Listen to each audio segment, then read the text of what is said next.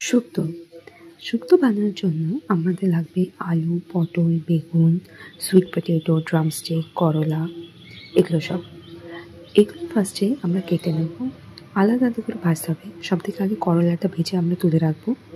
তারপর আমরা ভাজবো বড়ি, যেটা ডাল দিয়ে প্রিপেয়ার করা হয় শুকনো, যেটাকে আমরা ভেজে নেবো তেলে।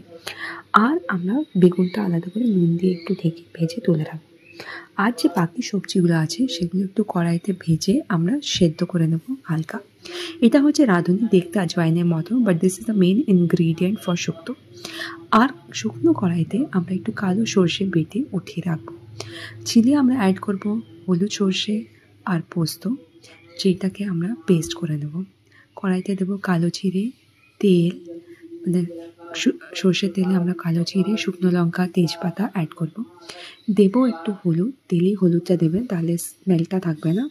আর অ্যাড করব হলুদ, সর্ষে আর পোস্তর পেস্টটা। ভালো করে একটু জল দিয়ে ফার্স্টে কষিয়ে যে সেদ্ধ করা আর ভাজা সবজিগুলো আছে সেগুলো আমাদেরকে অ্যাড করে দিতে হবে। সেগুলো অ্যাড করার পর আমরা এখানে দেব রাঁধুনি, যেটা বেটে রেখেছিলাম ওটার সাথে দুধ মিক্স করে আমরা ঢেলে দেব। আপনি চাইলে পুরো সবজিটা দুধ দিয়েও বানাতে পারেন।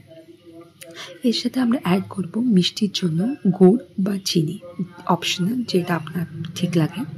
যে সর্ষেটা আমরা ভেজে রেখেছিলাম কালো সর্ষেটা, সেইটা ওপর থেকে দিয়ে দেব।